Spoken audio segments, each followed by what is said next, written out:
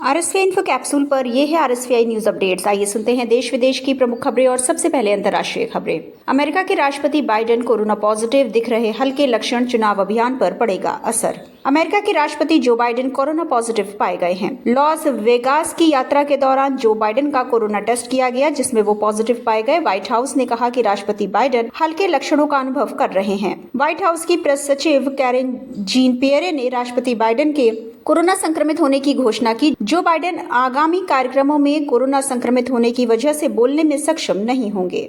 Global student prize 2024 के लिए top 50 की सूची में 3 भारतीय।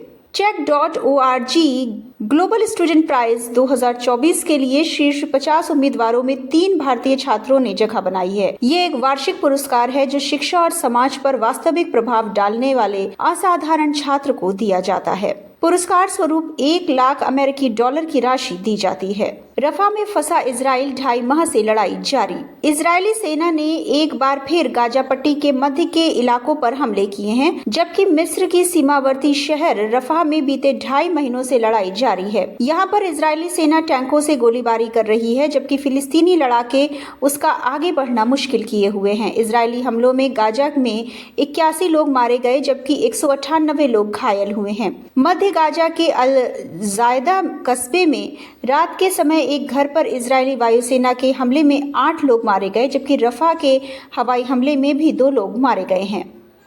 ओमान पहुंचा INS तेग। समुद्र में पलटे तेल टैंकर जहाज के 16 में से 9 क्रू मेंबर्स की बचाई जान, अन्य की तलाश जारी। ओमान में समुद्र में पलटे तेल टैंकर जहाज के 9 क्रू मेंबर्स को सुरक्षित बचा लिया गया है। 15 जुलाई को ओमान तट के पास तेल टैंकर जहाज पलट गया था, जिस पर 16 सदस्य सवार थे। इनमें 13 भारतीय और 3 श्रीलंकाई लोग थे। भारतीय नौसेना के युद्धपोत INS तेग ने 8 भारतीयों और 1 श्रीलंकाई सहित 9 नाविकों को बचा लिया है।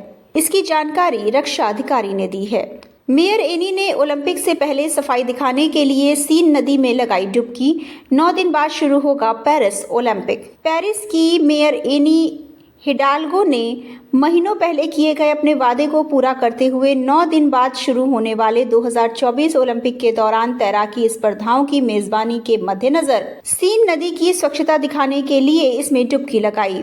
वेट सूट पहनकर हिडाल्गो ने अपने कार्यालय, सिटी हॉल और नोट्रे डेम कैथेड्रल के पास नदी में छलांग लगाई। पेरिस 2024 के प्रमुख टोनी और पेरिस क्षेत्र के शीर्ष अधिकारी मार्क गिलियूस भी उनके साथ शामिल थे।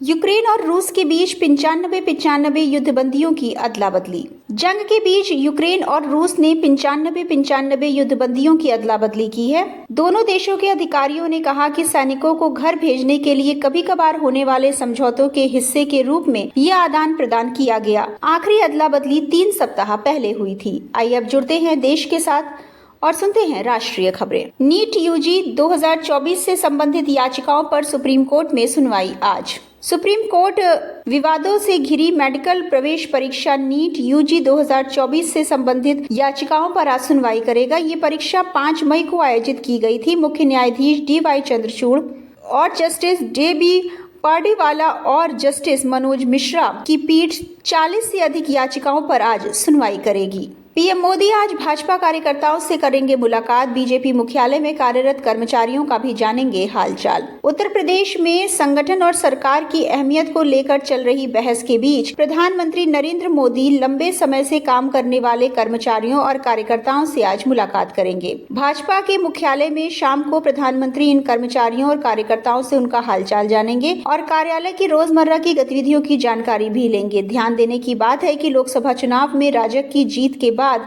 भाजपा कार्यकर्ताओं ने प्रधानमंत्री मोदी का भव्य स्वागत किया था। तटरक्षक बल ने भारी बारिश के बीच 11 मछुआरों को किया रेस्क्यू। बाढ़ के कारण गंभीर स्थिति में फंसी थी नाव। केरल तट के पास तटरक्षक बल ने बाढ़ में फंसी मछुआरों की नाव का रेस्क्यू किया। इसमें 11 लोग सवार थे जो 16 जुलाई को फंसे थे। रक्षा मंत्रालय ने एक बयान में कहा कि समुद्री निगरानी पर ICG डोनियर विमान ने 16 जुलाई की रात को संकटग्रस्त भारतीय मछली पकड़ने वाली नाव का पता लगाया। इसके बाद अभियान चलाकर सभी को 17 जुलाई को सुरक्षित बचा लिया। रेलवे का ऑपरेशन नन्हे फरिश्ते लाया रंग, 7 साल में 84,000 से अधिक बच्चे किए गए रेस्क्यू। आरपीएफ ने पिछले 7 साल में रेल स्टेशनों और ट्रेनों से 84,119 बच्चों को गलत हाथों में जाने से बचाया है। रेल मंत्रालय ने बताया कि आरपीएफ पिछले 7 साल से नन्हे फरिश्ते नाम से चलाए जा रहे अभियान में अग्रणी रहा है। ये मिशन बच्चों की देखभाल और संरक्षण के लिए है। आइए अब जुड़ते हैं खेलों के साथ और सुनते हैं खेल जगत से जुड़ी मुख्य खबरों का हाल। जिम्बाब्वे के खिलाफ एकमात्र टेस्ट के लिए आयरलैंड ने टीम का किया ऐलान, 25 जुलाई से खेला जाएगा मैच। आयरलैंड ने जिम्बाब्वे के खिलाफ एकमात्र टेस्ट मैच के लिए टीम का ऐलान कर दिया है। राष्ट्रीय चयनकर्ता एंड्रयू व्हाइट ने एक प्रेस कॉन्फ्रेंस में 14 सदस्यीय टीम की पुष्टि की। टीम की कप्तानी एंड्रयू बालबर्नी को दी गई है। स्पिनर मैथ्यूज हम्फ्रीज और गेविन होय को भी टीम में शामिल किया गया है। विमेंस एशिया कप 2024 के लिए श्रीलंका ने टीम का किया ऐलान। मेजबान श्रीलंका ने आगामी एशिया कप T20 के लिए 15 सदस्यीय टीम का ऐलान कर दिया है। चमारी अट्टापट्टू इस टीम की कप्तानी करेंगी। टीम में नए खिलाड़ियों को भी जगह दी गई है। इनमें इस साल की शुरुआत में श्रीलंका को साउथ अफ्रीका के खिलाफ किसी भी प्रारूप में पहली बार सीरीज जीतने में मदद करने वाले खिलाड़ी भी शामिल हैं। श्रीलंका ने 18 साल की सलामी बल्लेबाज विश्मी गुणरत्ने पर भी भरोसा जताया है। ये थी अब तक की प्रमुख खबरें। अगली खबरों के साथ जल्द होगी मुलाकात। सुनते रहिए RSVI इन्फो कैप्सूल और इंफोटेनमेंट के सफर में रहिए हमारे साथ।